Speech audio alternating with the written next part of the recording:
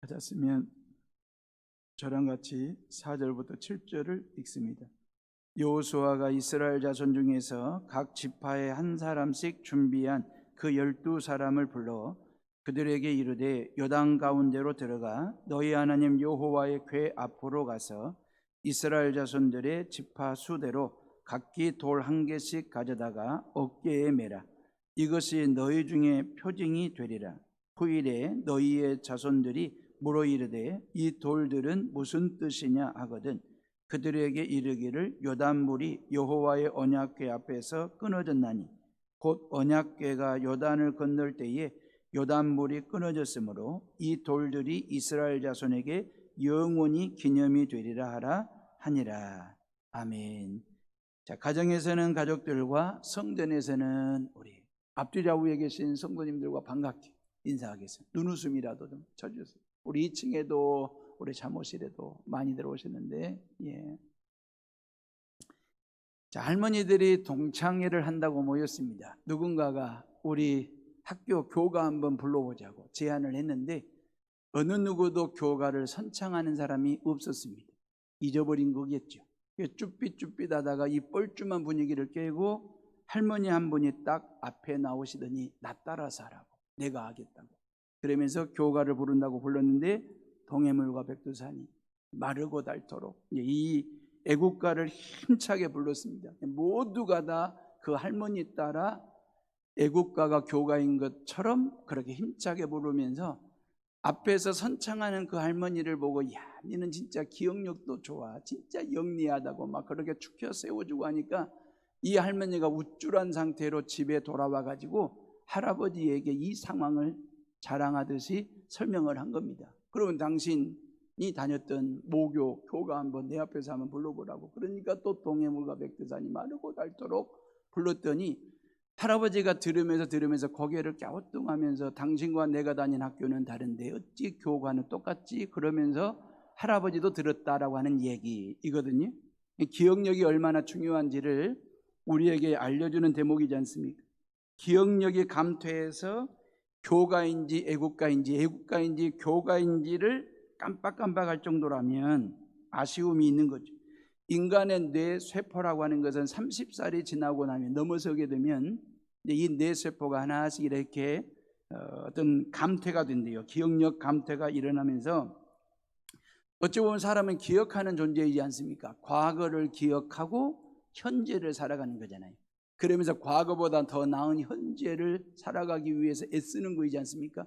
그래서 과거와 현재를 묶어서 더 나은 미래를 그려가고 디자인하는 것이 인간의 마음이고 생각일진데, 근데 말이에요, 인간의 기억력이라고 하는 것은 하루 이틀 동안에 66%를 까먹는데요. 한 이틀 정도 지나가면 66%를 잊어버린대요. 한 달 정도가 지나가고 나면 79%를 잊어버리게 돼 있대요. 기억하고 있는 것이 21%인데 그 21% 중에서도 어렴풋이 기억되어지는 것들이 의외로 많다라고 하는 거죠. 그런데 100% 기억하고 100% 기억할 수 있는 방법이 있다라고 하는 거예요. 그 방법이 뭐냐? 어떤 사람이라든지 어떤 일이라든지 어떤 사건이라든지 어떤 역사에 대해서 오랫동안 기억하게 하는 방법이 뭐냐면 조형물을 설치하는 것입니다. 기념비를 세우는 것입니다. 기념탑을 쌓는 것입니다. 기념관을 짓는 것입니다. 그러면서 그 기념비를 보면서 지난날 그 역사 속에 있었던 그 사건을 되새김질하고 그 사람을 다시 한번 이렇게 되살리면서 말이에요, 잃어버렸던 기억을 다시 한번 되새김질하면서 다시 기억을 하게 된다라고 하는 거지. 그래서 나라마다 대표적인 조형물들이 있잖아요. 기념비들이 있지 않습니까? 서울 광화문에 세종대왕이 계시지 않습니까? 이순신 장군 동상이 있지 않습니까? 그 후 세대들로 하여금 이 두 분의 숭고한 뜻과 헌신을 절대로 잊어버리면 안 된다는 게 광화문에 두 분이 후손들에게 던지는 메시지가 되지 않겠습니까? 우리나라 수원에 가면 순교 기념관이 있거든요. 1945년 4월 15일 날 제암리교회가 말이에요, 대한독립 만세 운동을 하다가 그리고 이 땅의 독립과 그러면서 순교하셨던 성도들의 그 순교신앙과 애국신앙을 길이길이 잊지 말고 기억하자고 해서 순교기념관을 만들어 놓았다라고 하는 거죠. 미국 뉴욕에 갔더니 자유의 신상이 있더라고요. 프랑스에서 미국 독립을 기념하여 만들어준 자유의 신상 말입니다. 그 자유의 어떤 정신을 기억하자라고 하는 메시지를 담고 있는 여신상이잖아요. 파리에 가면요, 프랑스 파리에 가면 프랑스 혁명 100주년을 기념하기 위해서 에펠이 만든 에펠탑이 있습니다. 여러분, 이스라엘에 갔더니 야드바셈이라고 하는 기념관이 있습니다. 그 야드바셈 기념관에는 뭐가 있냐면, 세계대전 때에 나치로부터 유태인들이 얼마나 참혹하게 죽음을 맞이했고 고통스러운 시간을 보냈는지를 그대로 재현해 놓은 그런 역사를 기억하고 기념하자라고 하는 만들어 놓은 박물관 기념관이 야드바셈이거든요. 그 야드바셈 기념관 정문에 뭐라고 적어져 있냐면, 우리는 다 용서할 수 있다, 그러나 잊어서는 안 된다. 나치들의 모든 죄를 용서할 수는 있지만 그들의 만행을 잊어서는 안 된다라고 하는 것이 선조들의 후세대들에게 남겨주는 메시지가 되는 것이거든요. 우리의 해오른 교회도 기념비 하나가 있습니다. 여러분들 마당에 딱 들어오면 오른쪽 편에 교회 창립 50주년을 기념하여 2016년도에 세워놓은 기념비 기념탑입니다. 지난 50년 동안 하나님께서 우리 교회에 베풀어 주신 그 은혜와 그 부흥되게 하심을 우리가 잊어버리지 말자. 당대도 잊어버려서는 안 되지만 우리 후세대들이 잊어버리지 말자라고 희년을 기념하여 기념탑 하나를 세우고 그 탑에 서로 사랑하라고 하는 문구 성경 구절을 기록 새겨 놓았습니다. 그 이유는 딴 게 아니고 성전 뜰을 밟는 사람들과 성전 뜰을 밟지 않는 지나가는 모든 사람들이 서로 사랑했으면 좋겠다. 성도들 간에 서로 사랑했으면 좋겠다. 교회와 여수시가 서로 사랑하는 관계를 맺고 지냈으면 좋겠다라고 하는 그런 의미로 서로 사랑하라고 하는 글귀를 새긴 기념비를 세워놓았습니다. 오늘 본문 말씀도 기념비 세우는 일들을 다루고 있거든요. 모세는 죽고 여호수아가 민족의 지도자가 되었습니다. 그러면서 여호수아의 인솔 아래 헐몬산의 눈이, 만년설 헐몬산의 눈이 녹아가지고 흘러내리는 요단강을 제사장들이 앞장서서 첫 발을 내딛었을 때에 요단강이 말이에요, 김장배추 두 쪽 나듯이 쫙 갈라지고 물벽을 이루게 되는 그 놀라운 신비로운 기적을 이스라엘 백성들이 경험하면서 제사장들이 언약궤를 먼저 메고 요단강 중앙에 서고 백성들이 다 무사히 요단강을 건널 수 있도록 그 말이에요, 언약궤를 들쳐맨 제사장들이 자기 사역, 자기 자리를 지키면서 백성들이 무사히 안전하게 요단강을 건너게 하는 그런 상황이거든요. 그러면서 이스라엘 백성들이 요단강 건너 첫 발을 내딘 땅이 바로 길갈 땅이거든요.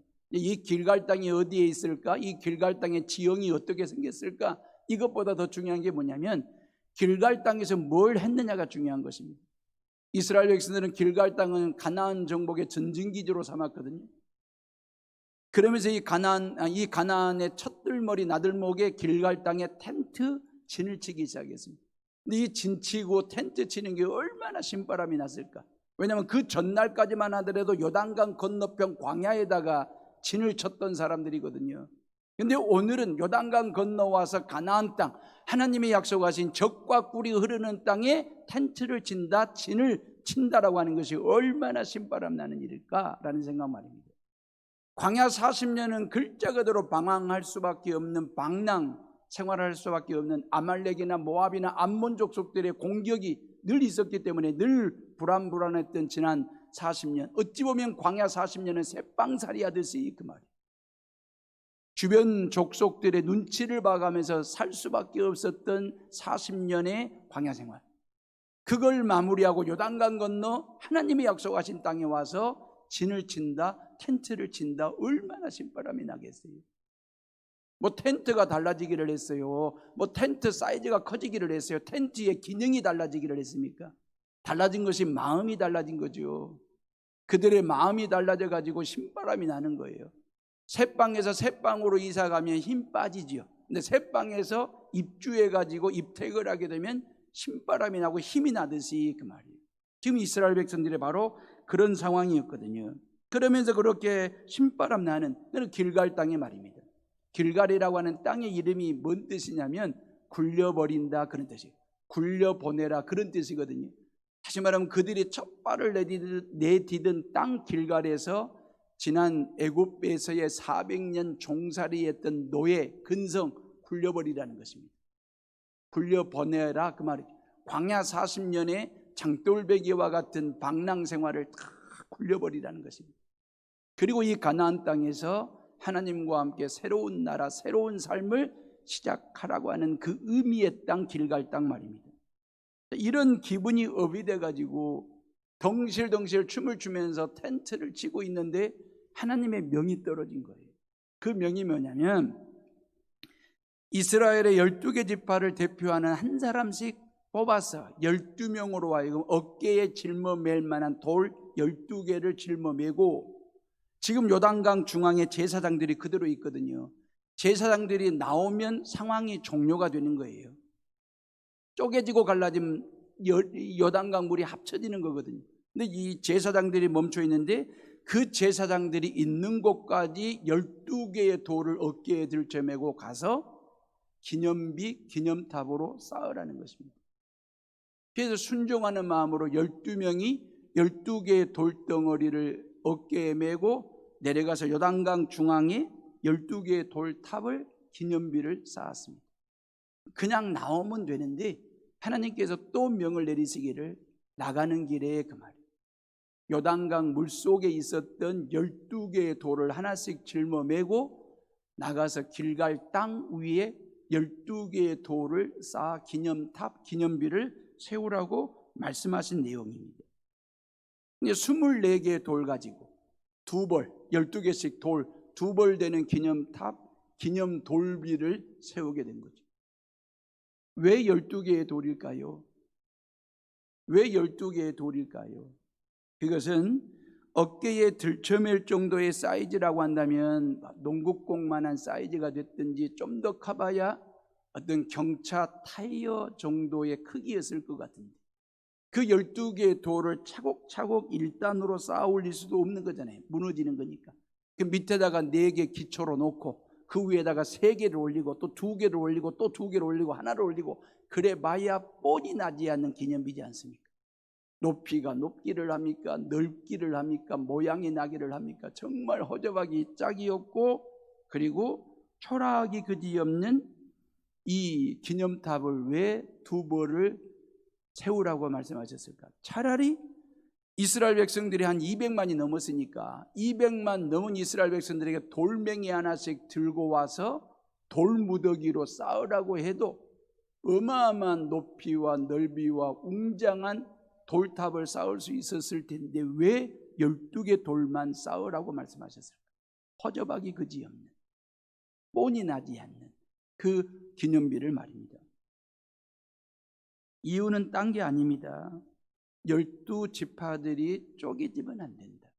12지파들이 분열이 되면 안 된다. 12지파들이 한 묶음으로, 한 모듬으로 뭉쳐야 된다. 왜냐하면 이스라엘 백성들 12지파, 다시 말하면 야곱의 12아들들이 근간이 돼가지고 이스라엘 민족을 만든 거잖아요. 실은 어머니 한 배에서 태어난 자식들도 분열이 생기고 충돌이 생기고 갈등이 생기면 등지게 돼 있어요. 쪼개지게 돼 있어요. 분열되게 돼 있습니다. 근데 전혀 다른 이복 동생들이거든요. 12아들, 12지파들이 얼마든지 쪼개지고 얼마든지 분열이 생기고 갈등이 생길 만한 구조를 가지고 있는 가족, 패밀리예요. 물론 광야 생활 40년이야 어쩔 도리 없이 원팀이 돼야죠. 하나됨으로 움직일 수밖에 없죠. 왜? 하나님께서 구름 기둥과 불 기둥으로 인도하시는 거니까. 그리고 만나와 메추라기를 하나님께서 그 진에만 허락하셨기 때문에 흩어질 수 없는 상황, 분열이 될 수 없는 광야 40년의 시스템이었거든요. 근데 가나안 땅에 들어와서는 가나안 정복 전쟁을 끝내고 난 후에 12개 지파가 땅 분배를 통해서 12아들 형제들이 흩어지게 살게 되어 있지 않습니까? 그러면 얼마든지 갈등과 충돌이 일어날 수도 있고 땅 가지고 싸움이 벌어질 수도 있는 상황입니다. 그거 하지 말라는 거예요. 싸우지 말라는 거예요. 다투지 말라는 거예요. 분열하면 안 된다는 거예요. 하나가 돼야 된다. 한 식구, 한 민족이 돼야 된다. 그래서 12개의 돌을 한 묶음, 한 모둠으로 돌탑을 쌓게 하신 이유가 바로 거기에 있는 것이거든요. 우리 해오른 교회는 54년의 역사를 가지고 있는 교회입니다. 올로 목사님이 여천 산단의 안정과 직원들의 영혼 구원을 위해서 교회를 개척하시고 37년 사역을 하셨고, 제가 2대 담임 목사로 부임하여 중동에서 5년 사역을 하고 성도들과 함께 이 성전으로 이사와서 지금 12년 차 사역을 하고 있습니다. 그동안 하나님께서 베풀어 주신 그 은혜가 크고도 많습니다. 참 좋으신 장로님들 만났고 성도들을 모아주셔가지고 만나게 해주셔가지고 여기까지 오게 됐는데, 무엇보다도 이게 큰 은혜고, 그 말. 만남의 복이라고 하는 것이 얼마나 귀하고 좋은 건지 아시지 않습니까? 정말 목사는 좋은 성도 만나는 게 복이거든요. 성도들은 존경할 만한 목사를 만나는 게 복입니다. 저는 존경할 만한 목사도 안 되는데 여러분들과 장로님들이 잘 도와주셔가지고 여기까지 왔지만, 지난 54년을 되돌아보면 기억하고 기념이 될 만한 일들이 참 많지요. 그 중에 하나를 꼽으라고 한다면 성도 한 사람 한 사람이 주님의 은혜가 새겨진 기념비 같은 존재들 말입니다. 우리 교회 학교 아이들 한 명 한 명이 십자가의 핏값이 매겨진 기념비적인 존재들, 인물들 말입니다. 이 얼마나 귀하고도 감사한지 그 말. 이 돈으로 금으로 살 수 없는 기념비 같은 존재들이 우리 해오름에 몸담고 해오름의 식구로 하나님을 예배하고 있으니 얼마나 감사한지. 그 다음에 기억될 만한 기념비를 꼽으라고 한다면 저는 이 성전이라고 생각합니다. 이 성전을 지으신 분들이 계세요. 이 성전을 사가지고 오신 분들이 계세요. 그리고 지난 12년 동안 이 성전을 통해서 예수님을 처음 만나신 분들도 있고 신앙을 회복하신 분들도 있습니다. 그리고 우리 해오른 교회는 구조적으로 그 말이에요. 얼마든지 충돌과 갈등이 일어날 소지가, 어떤 시스템을 가지고 있는 교회입니다. 지은 사람들이 있지, 사가지고 온 교인들이 있지, 이 교회를 찾아오신 분들이 있지. 얼마든지 다툼과 갈등이 일어날 수 있는 그런 어떤 구조적인 어떤 시스템을 갖추고 있었는데 그 말이에요. 근데 참 감사한 것은 지난 12년 동안 지으신 분들도, 사가지고 오신 분들도, 이 성전을 찾아오신 분들도 오직 예수님을 중심으로 해서 하나됨을 일구어왔고, 공동체성을 만들어 왔고, 연합체를 일구어서 지금의 해오른 교회를 만들게 되었으니 이 얼마나 감사하고 이 얼마나 기념이 될 만한 기념비적인 일이 되냐라고 하는 것입니다. 교회들이 하나됨을 일구어가는 것, 한 식구처럼 말입니다. 또 하나의 기념비를 말씀드린다면 주차장입니다. 아무리 맛집이라고 소문났어도 주차장 없으면 팔이 날리게 되어 있습니다. 여러분, 자가용은 선택사항이 아니라 필수품이 되었습니다. 이건 이동수단이거든요. 고로 주차장은 반드시 필요한 것이거든요. 제가 사는 소호 아파트도요, 저녁이면 주차 전쟁을 치릅니다. 모든 아파트가 다 그러겠지만 주차 때문에 아파트가 아파. 아파서 아파트인지 모르겠어요. 교회도 마찬가지입니다. 코로나 이전에 주차 봉사하시는 분들이 그 말이에요. 주차 봉사하신 분들이 종종 저에게 하는 말에 주차 공간이 없어가지고 그냥 돌아가는 차들을 보고 있으면 마음이 아팠대요. 주차 봉사하시면서. 이제는 그럴 일이 없지 않을까. 94대를 주차할 수 있는 주차장을 재정적으로 힘들어하는 코로나 때에 만들어서 다음 주에 하나님께 올려드리는 봉헌식을 하게 됐으니까 하나님께서 다 하신 일입니다. 하나님이 하시는 일에 온 성도들이 한 마음을 모아 헌신하신 일이거든요. 이래저래 25억 공사를 했습니다.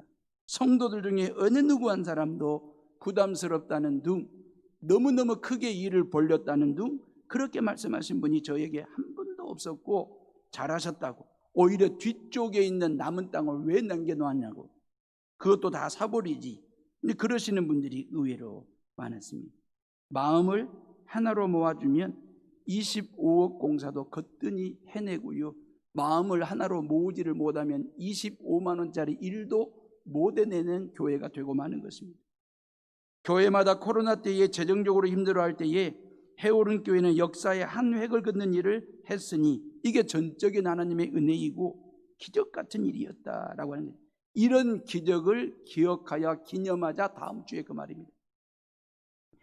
요단강 안에 기념비 하나, 그죠? 요단강 밖에 기념비 하나, 두 개의 돌비를 세웠거든요.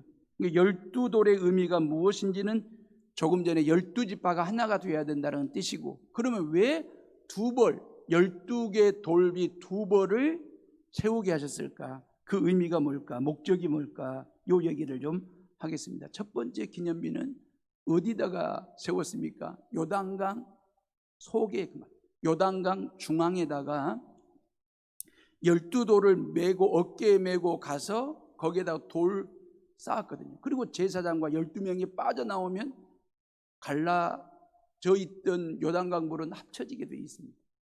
물속에 잠기게 되어 있습니다. 더 이상 보이지 않습니다. 왜 그렇게 하라겠을까? 물속에 잠길 수밖에 없는 후 세대들이 볼 수 없는 그 기념비를 왜 요단강 물속에다가 하나님은 세우라고 하셨을까? 그 이유가 뭘까라고 하는 것입니다. 이때 당시 요단강은 막 보리추수 적기였거든요. 그러니까 헐몬산의 만년설에서 눈이 얼음이 녹아가지고 내리는 상태였기 때문에 엄청난 물들이 요단강을 흘러가고 있는 상황이었거든요. 그냥은 못 건너가는 거예요. 잘못하면 빠져 죽는 거예요. 그래서 하나님이 김장배추 쪼개듯이 요단강을 쪼개주시고, 그리고 제사장을 언약궤를 앞세우고 요단강을 건너게 하셨거든요. 죽을 수 있었던 강을 살아서 건너게 된 것입니다. 죽음의 강이 살리는 강이 된 것입니다. 강물에 덮일 요단강 속에 세우라고 하신 목적은 요단강 속에 너희들의 옛 모습을 다 묻어버리라는 것입니다. 요단강 물속에 너희들의 지난날의 애굽 땅의 400년의 노예 근성, 그리고 광야 40년 동안에 떠돌이 생활했던 방랑했던 지난날의 모든 과거의 모습들을 요단강 물속에 묻고 흘려보내고, 하나님께서 살려주시는 길갈 땅에서 새로운 사람으로 새로운 역사를, 새로운 시대를 여는 사람이 되어야 된다라고 하는 그런 의미로 요단강 물속에 기념이 될 만한, 보이지는 않지만 그 12돌의 돌비를 세우게 하신 것이거든요. 예수 그리스도께서 저와 여러분들의 모든 죄를 짊어지고 십자가에 오르시고 3일 동안 무덤 속에 들어가셨잖아요. 그리고 다시 사신 그 예수 그리스도가 나의 구세주가 되신 거잖아요. 그런 것처럼 요단강 속에 옛사람은 장사 지내고 길갈 땅에서 새 사람으로 다시 살아난다라고 하는 의미로 요단강 속에 기념비를 세우라고 말씀하신 거예요. 중요한 것은 죽음의 강을 건넜다라고 하는 말은 누군가가 도와주고 누군가가 살려주었다라고 하는 의미인데, 그가 누구냐면 여호와 하나님이시라는 것입니다. 하나님이 도와주셨어요. 하나님이 아니었다면 절대 건널 수 없고 살 수 없는 상황입니다. 우리가 하나님의 자녀로 산다는 것, 이 성전이 해오름 성전이 된 것, 성전 뒷땅이 해오름교회 주차장이 된 것은 전적인 하나님의 은혜이고 하나님의 작품임을 믿으시기를 주님의 이름으로 축원합니다. 하나님이 도우셔서 그 말, 우리가 죄인에서 의인 되었고요. 이 성전이 말입니다.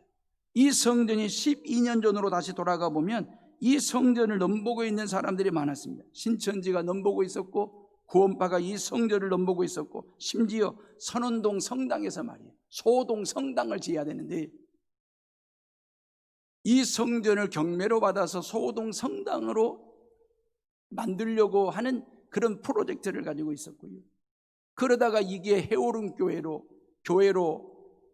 되면서 저쪽 산자락의 난공사를 통해서 소동 성당이 그 후에 들어서게 된 이야기가 되는 것이거든요. 어떤 사람들은 이 건물을 가지고 뷔페 식당으로 용도 변경해 가지고 쓰겠다라고 하는 사람들도 있었고, 뷰가 너무너무 좋으니까 이런저런 썰들이 그때 당시 많이 돌았습니다. 그런데 하나님께서요, 이 성전 말입니다, 당신 아들 예수 그리스도의 십자가의 피값이 매겨진 이 성전이 이단 사이비의 모임 장소가 되어서는 안 되겠기에 하나님 아버지께서 당신이 품에 안으시고 품으셔가지고 해오름 교회가 되게 하신 그 하나님의 은혜 말입니다. 이 모든 일들이 전적인 하나님의 은혜로 되어진 일이거든요. 하나님만이 하실 수 있는 일입니다. 하나님이 하셨기에 지금의 해오른 교회가 가능하고 또 54년의 역사를 만들어가는 기념비적인 교회로 이 땅에 세워진 교회가 되게 된 것이거든요. 제가 목사된 것도 전적인 하나님의 주의 은혜이고요, 여러분들이 하나님의 자녀가 되고 해오른 교회 식구들 된 것도 전적인 하나님의 주의 은혜인 거고요, 이 성전이 해오른 교회가 된 것 전적인 주의 은혜인 것입니다. 지난 12년 동안 21대 주차장밖에 없었습니다. 우리 교회마다 21대 주차장 가지고 주일마다 이면도로에 주차하시면서 얼마나 불편하시고 불안하셨습니까? 그 모든 불편함을 감수하고 해오른 교회 교인의 자리를 잘 지켜주신 여러분들을 사랑하고 여러분들을 축복합니다. 올 1월 12일 날이요, 올 1월 12일 날 3부 예배 때 주차 현황입니다. 1부, 2부, 3부 예배 때 주차 현황인데 1월 12일 날 3부 예배 때 주차 현황이 총 다 해서 219대가 주차를 했습니다. 3부 예배 때. 각 주차장마다 대수가 다 있는데 말이에요. 219대가 주차할 수 있는 공간이 되지 않습니다. 저 우미림까지 이면도로에 주차하면서까지 여러분들이 이 성전을 지켜주시고 이 성전에서 함께하고 그러는 중에 하나님께서 우리에게 은혜 주셨어요. 이제는 120대 정도 주차 공간을 확보한 교회가 됐으니 이게 전적인 하나님의 은혜고 하나님이 행하신 기적이지 않을까. 그래서 우리는 이 시간 하나님 앞에 이런 찬양을 우리가 고백할 수 있는 거예요. 지금까지 지내온 것 주의 크신 은혜, 지금까지 지내온 것 주의 크신 은혜라.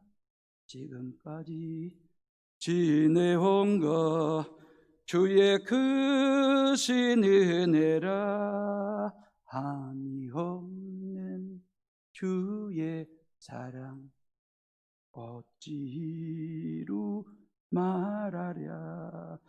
잔나깨나 주의 손이 항상 살펴주시고 모든 일을 주 안에서 형통하게 하시네. 몸도 맘도 연약 하나 새 힘 받아 살았네. 물 붓듯이 부으시는 주의 은혜 족하다. 그랬죠. 물 붓듯이 부으시는 주의 은혜 족하다.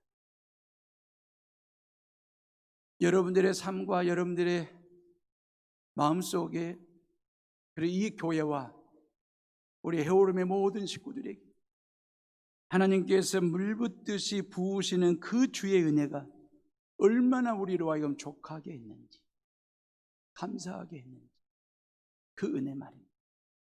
그래서 이 성전은 건물의 의미를 떠나 기념비가 되는 것입니다. 주차장은 땅의 공간을 넘어선 기념비가 되는 것입니다. 주의 은혜가 물붓듯 부어진 건물이고 땅이기 때문에 그렇습니다. 그러면 길갈 땅에 세운 기념비는 뭘 의미하냐 그 말이에요.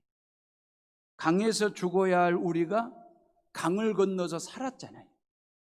그러니까 요단강 속에 세운 기념비는 나는 죽어야 할 존재라는 걸 인정하고 기억하는 것이 요단강 속에 있는 기념비의 의미고, 길갈 땅 위에 세운 기념비는 그런 내가 죽음의 요단강을 하나님의 인도하심과 돌보심을 통해서 살아 건너서 나는 살아난 존재라고 하는 것을 기억하도록 하나님께서 길갈 땅에 12돌비를 세워 기념비가 되게 하신 것이거든요.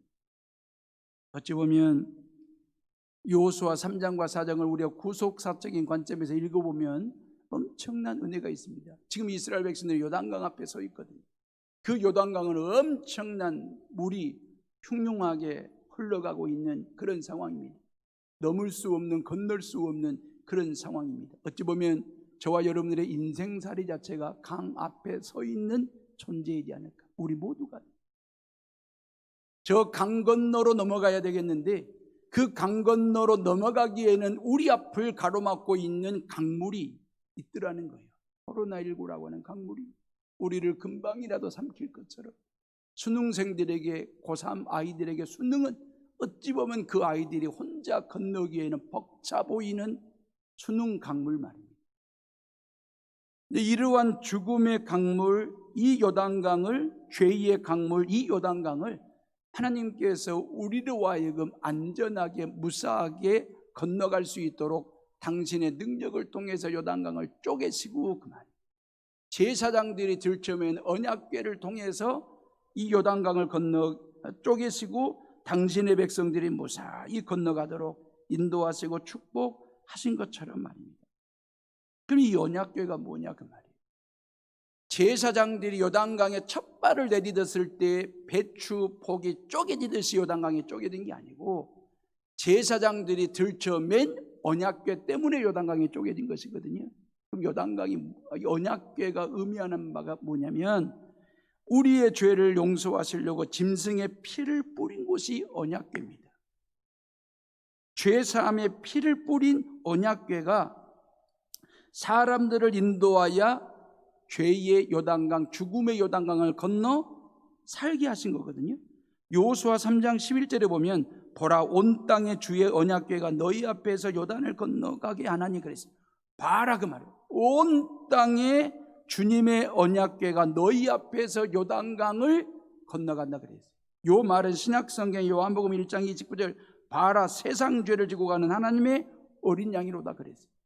요단강을 언약궤를 메고 가는 제사장들처럼 영원한 대제사장 되시는 그 예수 그리스도께서 저와 여러분들의 모든 죄를 속량하시기 위한 하나님의 어린 양으로 우리보다 앞서가시고 우리를 대신하여 저와 여러분들의 모든 죄를 짊어지고 그 죄의 죽음의 요단강을 건너도록 요단강 중심의 죄의 중심의 십자가를 세워주시고 언약궤를 들쳐맨 제사장들을 세워주신 것처럼 그 제사장 앞을 지나가는 모든 이스라엘 백성들에게 제사장들이 뭐라 하겠어요? 건너가 빨리 가 그리하지 않았습니다.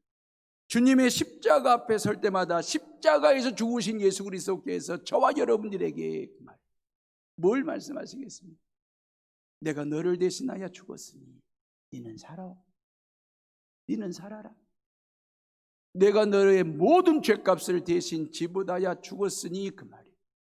너는 나를 대신하여 살아라. 그렇게 말씀하시고 약속하신 것처럼 말입니다. 그러면서 여호수아 3장 16절에 보면 아주 중요한 지명 하나가 나오거든요. 한번 봐보세요.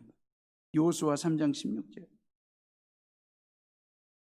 자, 여호수아 3장 16절 우리 다 같이 한번 읽어봅니다. 시작. 곧 위에서부터 흘러내리던 물이 그쳐서 사르단에 가까운 매우 멀리 있는 아담 성읍 변두리에 일어나 한 곳에 쌓이고 아라바의 바다 여매로 향하여 흘러가는 물은 온전히 끊어지며 백성이 여리고 앞으로 바로 건널세 그랬어요. 그러니까 언약궤를 들쳐맨 그 말이에요. 십자가를 들쳐맨 그 말이에요.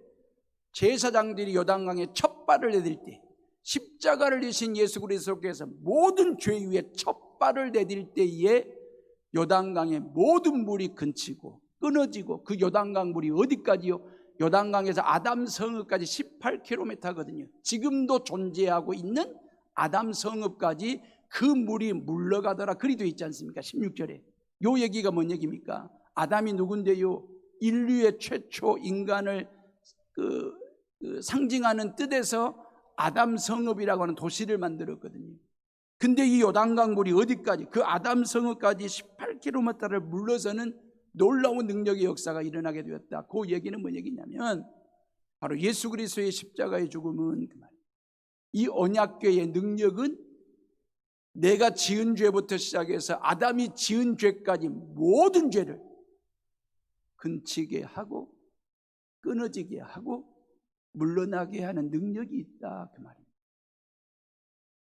우리가 예수 그리스도를 믿기 전에는 그 말이에요. 우리가 언약궤를 들쳐매기 전에는 그 말이에요. 나는 죄와 연결되어 있었거든요. 죄가 나를 덮었거든요. 죄 속에 푹 빠져 살았거든요.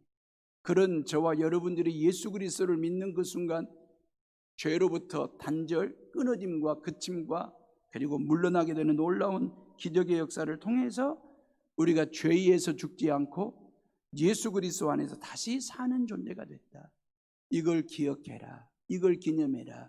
그런 의미로 길갈 땅에 눈에 보이는 12돌 기념비를 하나님이 세우게 하신 것입니다.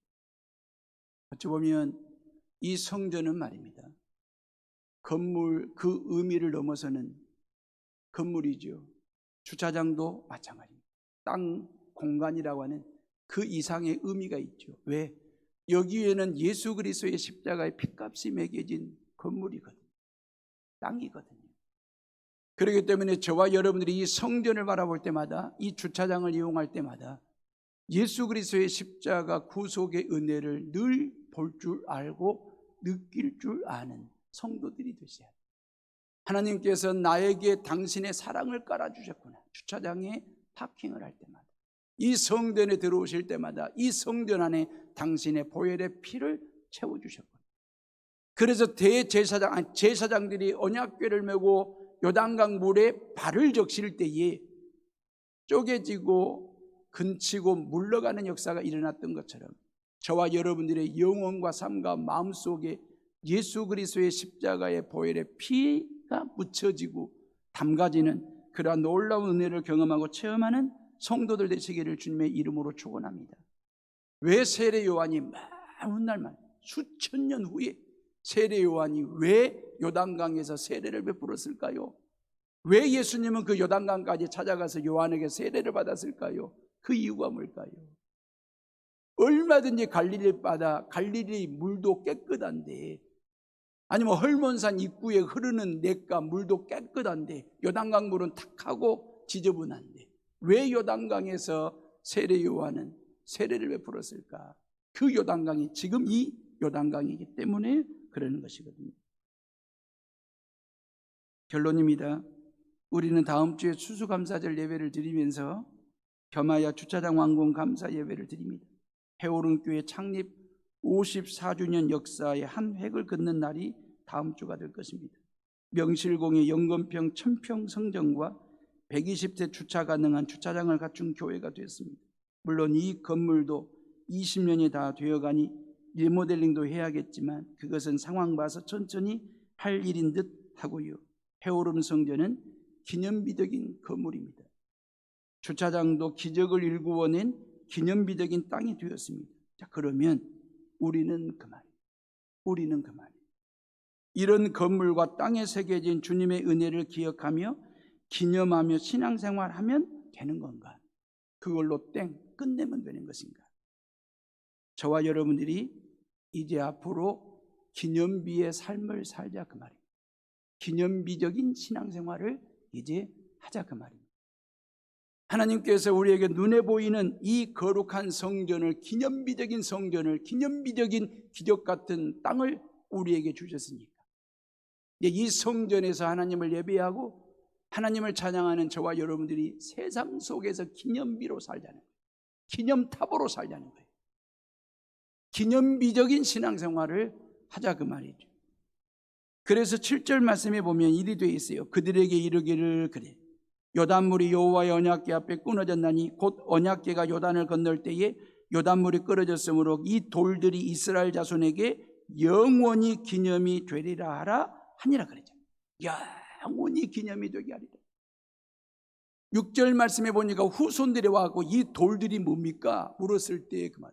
이 돌들이 뭡니까? 라고 물었을 때에 모든 자자손손들이 영원히 기억이 될 만한 기념으로 삼아라 그 말이거든요. 그럼 이 기념이라고 하는 말이 히브리어로 지카론이라는 단어를 썼거든요. 이 지카론이라고 하는 말은 뭔 말이냐면 어떤 사실을 마음속에 떠오르게 하거나 나타내는 대상이나 행위를 지카론이라고 얘기하는 것입니다. 여러분 구약 성경에 이 지카론이라고 하는 기념이라고 하는 말을 여러 번 썼거든요. 예를 들자면 이런 거요. 출애굽기 12장 14절에 너희는 이 날을 기념하여 여호와의 절기를 삼아 영원한 규례로 대대로 지킬지니라. 이 날이 뭔 날인데요? 6월절입니다. 출애굽을 할 때의 그 말이에요. 하나님께서 그들을 죽음 가운데서 건져주시고 구원해 주신 그 유월절을 기념하여 지카론, 그 말입니다. 영원히 지키라고. 그래서 수천 년이 지난 지금도 유대인들은 유월절을 확실하게 정확하게 지키고 기억하고 기념하고 지카론이거든요. 그들은 유월절을 맞이할 때마다 그들의 마음속에 뭉클함이 있습니다. 그들이 상상하며 그들이 다시 한번 떠올리게 되고 되새김질하게 되는 그러한 기념이 될 만한 지카론이 있습니다. 이게 뭡니까?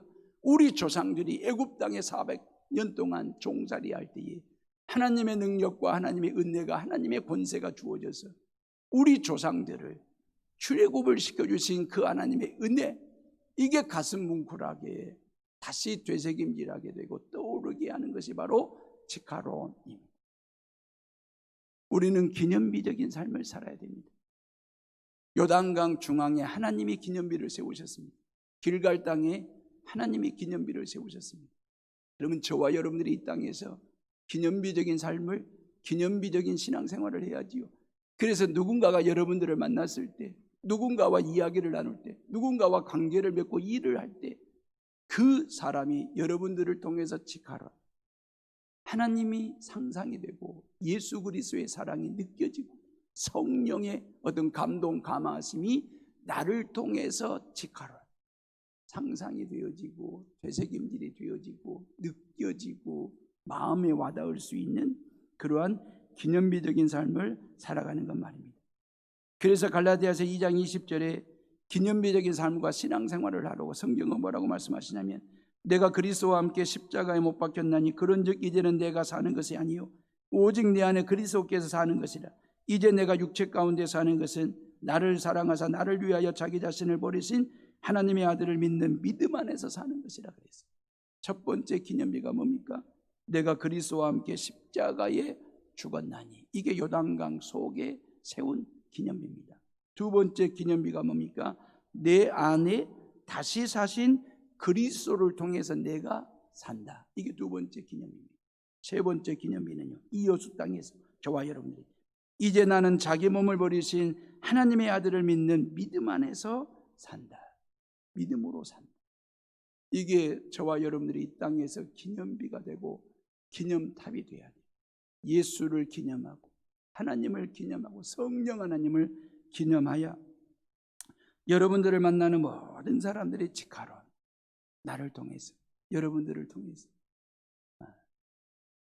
하나님이 느껴질 수 있도록 예수 그리스도의 십자가의 사랑이 와 닿을 수 있도록 성령 하나님이 함께하고 계시는구나.